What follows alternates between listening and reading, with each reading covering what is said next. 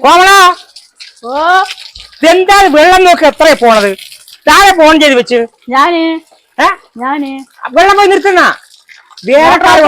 Motor ഓഫാക്കി വെള്ളം കിട്ടാതെ ആൾക്കാർ കിടന്നിട്ട് ഓഫാക്കിട്ട് വരി.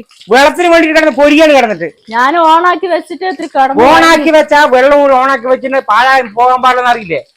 വെള്ളം പത്ര ഒരു 4 കുടം വെള്ളം പോയി കിടന്നുറങ്ങി. ആ കുട്ടികളെവിടെ? അവരവിടെയും. അപ്പൊ അവരോടൊന്നും പറയുന്നില്ലേ? അവരടുത്ത് പറഞ്ഞില്ല, അവരൊക്കെ അവിടെ റൂമിൽ കിടക്കണ്ടായിരുന്നു. കിടക്കില്ല, നീ വാ. വെള്ളം പറഞ്ഞു കഴിഞ്ഞാലേ അമൂല്യമാണത്, അത് പാഴാക്കി കളയാൻ പാടില്ല. വാട്ടർ അതോറിറ്റിയിലെ ജലവിഭവ വകുപ്പ് അവര് കൂടി വെള്ളം പാഴാക്കണമെന്ന് പറഞ്ഞിരിക്കുന്നത്. മനസ്സിലായി. ഞാൻ അവിടെ തണുപ്പ് കണ്ടപ്പോ മാർച്ച് ഏപ്രിൽ മെയ് ഈ 3 മാസം വെള്ളത്തിന് അതിരൂക്ഷമായ വരൾച്ച വരുന്ന കാലഘട്ടമാണ്. ഈ വെള്ളം നമ്മൾക്ക് കിട്ടാതെ പാടത്ത് വെള്ളം കൊണ്ടുവന്നിട്ടില്ലേ? പൈസ കടം വാങ്ങിക്ക, അരി കടം വാങ്ങിക്ക, വെള്ളം അരി കൊണ്ട് കടം വാങ്ങിക്കാൻ പറ്റുമോ? പറ്റില്ല. അപ്പൊ അത് നമ്മൾക്കൊരു കാഴ്ചപ്പാട് വേണ്ടേ?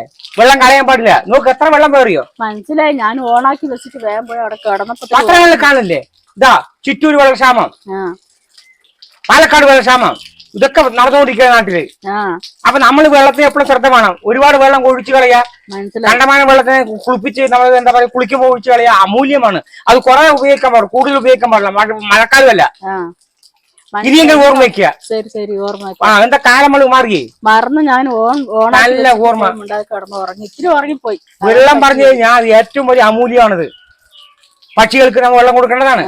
അതേപോലെ തന്നെ വരൾച്ച സമയത്ത് ചെടികൾക്ക് വെള്ളം കൊടുക്കണം. അതൊക്കെ ആവശ്യത്തിന്, അനാവശ്യത്തിന് വെള്ളം കളയാൻ പാടില്ല. പ്രത്യേകിച്ച് വാട്ടർ അതോറിറ്റി ജലവിഭവ വകുപ്പ് പറഞ്ഞിരിക്കുകയാണ് കേട്ടാ. ഇനിയെങ്കിലും ശ്രദ്ധിക്കുക. പ്രേക്ഷകരെ, നിങ്ങൾ കൂടുതൽ അനുഭവമാണ്. ഇന്ന് ഇവിടെ നടന്ന സംഭവമാണ്. വെള്ളം അശ്രദ്ധ കൊണ്ട് ഓൺ ചെയ്ത് ഓഫാക്കാൻ മറന്നുപോയി. ഞാൻ അവരെ ഒന്ന് വഴക്ക് പറയാണ്. ആ ഒരു അനുഭവം ഇനി ആർക്കും വരാതിരിക്കട്ടെ. വെള്ളം കളയരുത്, അതെല്ലാവരും അമൂല്യമായിട്ട് കാണണമെന്ന് അഭ്യർത്ഥിക്കുന്നു. സ്നേഹത്തോടെ നിങ്ങളുടെ സ്വന്തം രക്കപ്പൻ സ്വാമി, നെന്മാറ. അതോടൊപ്പം തന്നെ വാട്ടർ അതോറിറ്റിക്കും ഇതിന്റെ ഒരു മെസ്സേജ് ഞാൻ അയക്കുന്നു. സ്നേഹത്തോടെ നന്ദി, നമസ്കാരം.